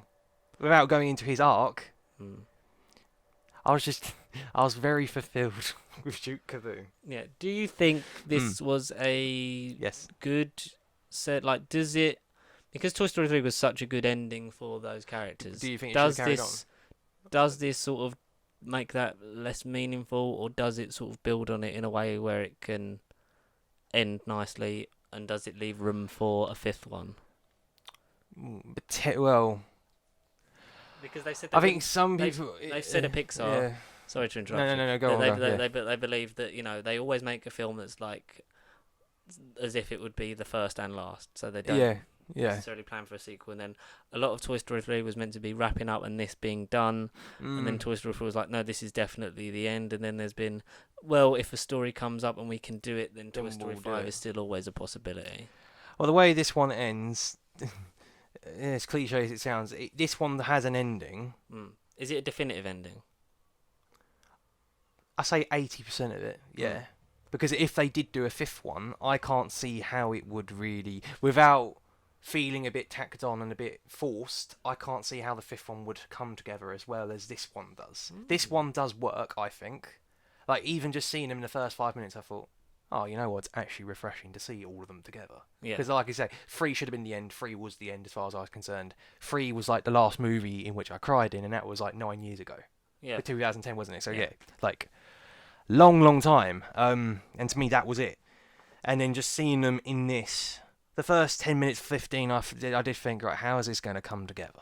But then, as it just goes on, like, without touching upon the newer characters, everyone gets their role, feels very fulfilled, but it doesn't feel forced. It's all... It succeeds, it works. But if they did do a fifth one, then I would be a bit more sceptical. Does it work as more of a standalone or a direct sequel? This is standalone, definitely. Yeah. Because I'm trying to think how... I say, 3 ended Apart from with Bonnie, Andy apart going from for- Bonnie being in it. Yeah. Apart from Bonnie, yeah. You don't really need to know stuff. You don't need to know stuff. Yeah. It's just... I kept thinking how 3 ended. Wasn't it 3 and Andy went to college? Yeah. And he gave him all the stuff. To Bonnie. Yeah. And that was it. Yeah, so that's and it. it was like, thanks, guys. Because I was sitting there going, who's Bonnie again? Who's Bonnie? I was sort of scratching my chin, but like... Then I didn't care, because Bonnie's not too important. Is she not a major player in this? Not in the Not in an too Andy much. sense. No, she don't feel like an Andy. She don't feel like an Andy. She's there. She's just sort of there. It's more of a story about the characters themselves as The toys. Yeah. The toys, yeah. How are the new additions to the cast? So you So briefly mentioned Duke of Keanu Boom, Reeves as Duke yeah. of Boom. What about Keenan Peele, Keegan-Michael Key, and um, Yeah, Jordan Peele as Fluffy and Ducky? Fluffy and Ducky. I can't remember all their names, but like there's two like bears, like a green bear, blue bear that are in it sort of halfway, sort of when Duke of Boom gets introduced. I can't. Like I say, you know their names, I don't, yet you haven't seen it. No, I just know it from like the trailers and like the production things. So I know. how because I'll get them they up are again. fairground toys, I believe, when they were introducing the teaser. Key and Peele. So how are they? I'm just thinking. I'm getting the poster up. Well, okay, it doesn't really tell me that much. I was talking about them two. They're Yeah. funny. They're good. Yeah, They that's, are. That's Fluffy and Ducky. They're fluffy. Okay, them two are hilarious. I think they're better than Keanu Reeves. Like them two are funny in it. Yeah, because they are Fluffy a and good double Ducky. act together. They really, obviously, Mm. working together for years on their show. They And it's the come year together. of the Peel. They come together. No, How do they they're fit- good. how do Fluffy they- and Ducky. Yeah. They feel part of the group. They fit in. Are they comic relief or do they have more to them? Because they felt a lot like sort of like being a comedic duo. No, They are a comedic duo. 80% of their runtime is just gags, but then they do have a purpose at the end. Yep.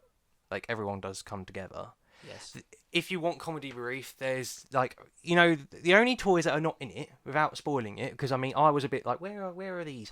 The 3 green soldiers who are in the original trilogy. Like I can't remember the 3 green soldiers. You mean the Green Aliens? No, not they have another one that weren't in it. I didn't even think about them. They're not in it. But Yeah, the green, the green soldiers. Yeah, but the Green Soldiers left in 3. Yeah, I can't remember it because I haven't seen the previous movies. They ended up in daycare because they skydive in. Well, there you go. They That land in answers the that day- question. They land in the daycare centre. Well, instead, you get 3 sort of similar soldiers who are only in, I think, 1 or 2 scenes. They are the comedy relief, Yeah. essentially. That's all they do. They don't really have a purpose. Fair enough. How's the villain? Cause Creepy. Because it's a doll and there's ventriloquist. She has ventriloquist dolls, which should have remind been me done of- in a Toy Story movie for ages. Ventriloquist The dolls. ventriloquist dolls work amazingly well. Like, they are genuinely creepy in every single scene they're in. Mm-hmm. The villain doesn't feel like a villain because she feels like the Thanos of the Toy Story universe because you actually understand her motivations. Like, she isn't there She isn't to just be flat out hated. like, I'm No. evil. It's Yeah, like, no, this is no, what no. I She's need. got a story. You find out what it is. You kind of get a bit of sympathy for her. It works. Mm. Her plot's a bit simple. Well, not simple as in like boring, but it's just her plans. It's simple not one. complicated. It's just No, it's not like she wants to destroy all the toys and basically be the only one standing. Like, what she wants is one thing, and it's basically love. that sort of drives her. Yeah. So she works. Yeah. Okay. Yeah. How are the OGs? The OGs. The gang. Well, Bo Peep. This is her movie. Bo Yeah, Peep. that's good. I haven't seen her since Toy Story 2. She wasn't in 3 then, wasn't she? No, because they keep mentioning like she got given away. So this obviously explains that. explains where she's gone. But there's apparently going to be a short film that's going to explain what happened between the events of like 2, like leading into 4, like where she went and stuff like that. But obviously you see where she because ended that up. stuff doesn't. Because that doesn't get touched upon. It's just she's She's there. there. Get on with it. the beginning. How this movie starts. It kind of starts with a flashback. Yeah. Stuff happens, and then it jumps to 9 years later, which is when the movie's set, and Yeah. then everything happens. Everything carries on.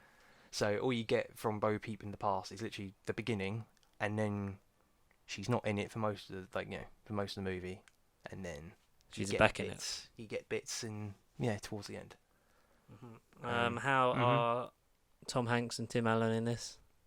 Oh well, Buzz, he's in it. He's got an arc. It's hilarious. It's a funny joke about his arc or what his motivations are for this movie. As in Buzz Lightyear, but this feels like a Woody movie. But growing up, I was always a Buzz guy. Yeah. Yet watching this movie, I felt way more sympathy than Woody than I ever have done. Like in my life. Yeah, I'm a Woody which boy, is strange yeah. because they've always been great at balancing them because it feels Mm. like they are to a point all Woody movies because Yeah. it's Woody dealing with Buzz coming in and sort of stealing the limelight away from him and Andy playing with him more. Then it's about him being stolen by the collector, but then it's Buzz who leads the charge to get him back. Yeah. And then Andy like trying to he gives the toys away by accident, but he needs to get back to go to college with him, and he's the favourite, and he's the one that's reluctantly given to Bonnie. See, in this... But they've always felt sort of like a level playing field. Exactly. Well, I feel like Buzz is a little bit undertoned. Not by much, but I feel like I would have liked to seen a bit more Buzz. Mm-hmm. To him doing stuff. But what he does, is it... He's still worth it. Like, it's still good seeing Buzz. It's not necessarily, Buzz. It's not like, oh, Buzz has been in it for like 5 minutes and he's done nothing. No. Okay. No, he's in throughout it. Yep. He does do bits. It's just I personally, because I'm a Buzz Lightyear fan, You would have liked to have I seen would like more to of see a him. bit more of him personally. To make me go, yes, that's the guy who, he's from Star Command, and that's why I love him. Buzz Lightyear is talking about Buzz, Lightyear to the rescue. What about the rest of the supporting bunch of characters? So Jessie, Bullseye, Slinky Dog, Mr. Potato Head, Jessie, Mrs. Potato Head, Rex and Ham. Right. Interesting bunch, because in that order you mentioned, Jessie, apart from a scene at the beginning, and apart from the end, I can't recall one scene with her in it. Ooh, which is a shame. She's a bit... But then seeing that Bo Peep's sort of like such a mainstay, like having... In this film, yeah, especially. Not really going to give her... that much to do. That's unfortunate. Rex... Dinosaur Rex comes up with the best one-lines, like, in his scenes. But again, he's always been the same, but I was fine with him. He didn't feel like the Buzz. Whatever scene he was in, he was fine. He weren't in it too much, too less. He was just there. And then the Potato Heads, like Jessie, I think 1 or 2 scenes. A lot of that might have been the fact that Don Rickles, who played Mr. Potato Head in the previous 3, passed away. It's a different voice? I didn't know that. There's not a different voice. It's his... So He's basically, recording. his family had got in touch when they'd heard about Toy Story 4 and like, I know that he's he's sadly gone, but we'd like him to be involved in some way. Oh, I didn't even know that. Because he obviously been such a mainstay of the series, the series, but they'd had more than enough hours of recording to basically Alec Guinness in Force Awakens piece together. So like it's archive recordings. Okay, that makes sense then, because does any of the voice acting from him feel sort of like staticky? No, but he really doesn't say much. No. There's no more than like a few lines. Yeah. But like now, if you hadn't told me that story, and I would have gone, all right, he was in it, but he didn't do much. But now I know the reasoning why it makes sense. Yeah.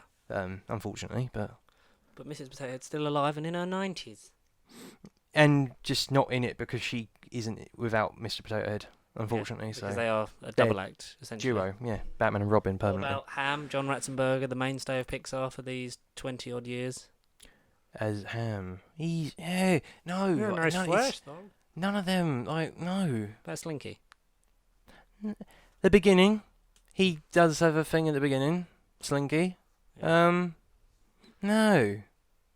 You're really pointing out these characters, George. Like, because they are the gang. I know, but what about Bullseye? Bullseye. He's Woody's horse. No, like none of them are in it. You're pointing it out. Like none of them are in it. I'm just asking like how. I know you are. This is stuff I didn't really think about because they're not on screen that much. Like no, they're not. When the focus is. It's literally Woody, Bo Peep, because that's and what then it the was newer originally stuff. pitched at. Is like him being on the hunt for her, but I assume from what I've seen of the trailers of this movie, he just bumps into her by accident. Yeah, it is a bit. Like, it's a bit of a coincidence how he knows where she's gone because stuff happens in the past. They go their separate ways, but then fast forward, something happens in the plot, and basically Woody's got to go. And then Because I like how Forky's like a suicidal, like skulk. He's just a bit of trash, literally. It's like, He's just a piece of trash. And sometimes chili, and then the trash. That's it. And it's like we got to make sure nothing happens to Forky. Forky works so well in this I've known that film. guy my whole life. 2 days. 2 days. How is Forky as a character? He works so well. Mm-hmm. He works so well. I'm trying to think. Is he the favourite, or is it Fluffy and Ducky, or is it Keanu Reeves? So basically, them four are the stars of the show, and Woody. And Bo Peep. And yeah, Bo Peep surprisingly sort of got me invested in her because out of all of them, she's the one that hasn't really done anything out of the three. Like I say Toy Story 3, I forgot she wasn't even in it. Yeah. So Because it's just sort of a line. There's like, yeah. But no, Bo Peep, yeah, got me to care. Woody definitely turned me around in terms of Woody and Buzz. I was always a Buzz guy, but in this movie, I genuinely felt so much for Woody. Yeah. And then the 4 new additions being Forky, Fluffy Ducky, and Keanu Reeves, Duke Kaboom, all of them go so well, and they are the stars of the show. Canada's greatest stuntman. He is great, and he is great. He's posing. One more. One, yeah. Oh yeah. No, all of them are so good. What would you rate it in accordance to the plethora of Pixar animated motion pictures? Well, now that you've made me realise that none of the other OGs are not in the film. That's not necessarily a bad thing. Oh no, but you really have opened my eyes because I forgot how big and diverse the cast was, and it was just like, oh yeah, you got him, and her, and it's like, one scene, 2 scenes, one scene, like, I don't know, number. I have to give it a number. Just like, what do you think of it? Like in accordance to the others? I wouldn't say not. Oh, this is the annoying thing because I haven't seen the previous 3 for ages. But like in terms of the movie, it's definitely not the best one. But at the same time, it's nowhere near weak. It stands out on its own. It feels fresh. If they did it like once every decade, it's something to revisit. When they genuinely have a good story to come up with, then by all means do it. Like I wouldn't say this should be the last one, but the way this one ends, this definitely could be the end for real. Yeah, for real this time. Like for real. This could be the end, and I'd be fine with it. Yeah, okay. That's if they want to do Disney Plus like spin-offy, what if, or like, they do like a what happened? They're like Forky asks a question. I think that's one of the things. And there's no, I'm glad to see that. Lamp Life, which is what happens to Bo between when she's not in Toy Story 3. See, that will make Toy Story 4 feel a bit more valuable. So yep, do that. Yeah. No, I don't know. I can't rank it, but personally, obviously go and see it. It's not bad at all. It grabbed me more than I thought I would. Might just be because of age, but I wasn't expecting too much out of this. Yeah. A little bit. If anything, because I know that Pixar's had like a lot of hit and misses. Yeah, exactly. Like for me, it was like if there's one that they're not gonna sort of mess around with, it wouldn't be this. It's gonna be Toy Story because it is their flagship. It is their it is their main baby. Like they're not gonna be half-hearted with it. They're gonna put everything into it and make sure it's a bold story that they want to tell. And if it lands, it lands. Yeah. And I feel it does land. It does land. It works. I'm glad I went to see it, and I felt like a kid again. Out of the rest of the Pixar sequels / prequels, how do you rate this compared to the other follow-ups? So with your Cars 2 and 3, your Monsters University. Yeah, obviously your Toy Story 2, 3. Well, Incredibles 2, that kind of thing. Well, Incredibles 2. That is an interesting one. Would I say it's better than Incredibles 2? Don't know. Well, Cars 2 and 3, but beats them. Monster University, it beats that for the most part. Monster University, I like the world building in it, and because Monsters Inc. was so in one building, and like University just basically gave it a world, but Toy Story's always had a world. So, and then when you mentioned 2 and 3, I'd say it beats 3. 4 beats 3. Something only because of nostalgia and memories and Buzz Lightyear. Yeah. 2 won't be beaten for me. 2's my favourite. 2 arguably is better than 1. Yeah, but that's literally me, personally 1 is my favourite because that just as a film. Everything is just so comfortable with that movie, and I love it. The thing is, if I rewatched them, I probably would. My opinions would completely kerfuddle and change. But it's just currently, as of this moment, like I'd say, fair enough. It's better I'm than a 3. big fan of 2. I think 2 gets a lot of.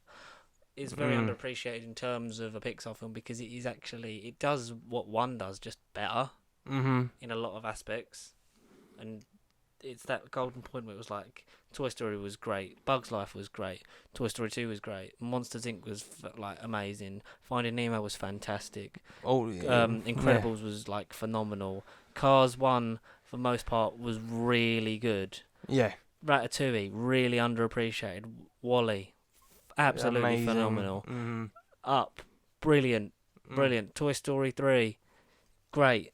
And then it was like emotional. Then it was Cars 2 was like and then you got Brave, which was and then you got Monsters University was a bit Really though. I think it worked, but that one's iffy. Monsters University. It is, but we'll one day get back into the whole. But if you want to check out our thoughts on Pixar, About nearly a year ago now. nearly a year ago, Nearly a episode year ago. 2 of Yeah. Nerd Bible Podcast. Yeah, go on. But Go on. there's nothing else to say apart from I can't wait to see Toy Story 4 later. Tonight. Yeah, it's worth it. It is worth it. And Post-credit scenes as well are worth it. They're funny. Oh. And what I was going into the new characters, they're like essentially the 3 green soldiers. I forgot they're not in 3. There's new characters that are only in 1 or 2 scenes. Yeah. Won't go into what they do, but what they're in, yeah, it's worth it. But there's a post-credit scene where they steal the show, or at least one of them 3 does, and it's worth it just for that. And it's the last credit scene because there's 5. Bloody hell. Because you get 4 basically during the credits, and you get 1 right at the very end. Wow. So up to you whether you want to stay, but I did, and it was worth it. That's fair enough, mate. so- That's very fair enough. Up to you, but I was a bit I was glad because it was on my mind the whole film. I was thinking, when is these characters going to get their scene, and when are they going to get their moment? Post-credit scene, got it covered for you. So go and stay. Definitely stay. Definitely stay.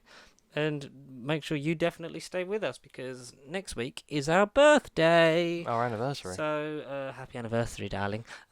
If you could email us some questions for our first birthday, all about whatever you want to ask us. Yeah, go on. nerdbiblecontact@gmail.com, on the Twitter and Instagram and all the such social media nonsense. Pasty sheep. It's at Pasty Sheep. You can follow Connor at PastyCon on Twitter that I don't and use. Connor Esser on Instagram, and I'm at George White 96 on near enough everything. So Yeah. nothing- Facebook included as well. Don't add me on Facebook unless you know me. But that's all that's left to say is we'll see you next week for our our first birthday party. To infinity and beyond. To infinity and beyond, indeed. Is there anything that Duke of Boom says that you want to... I'm posing.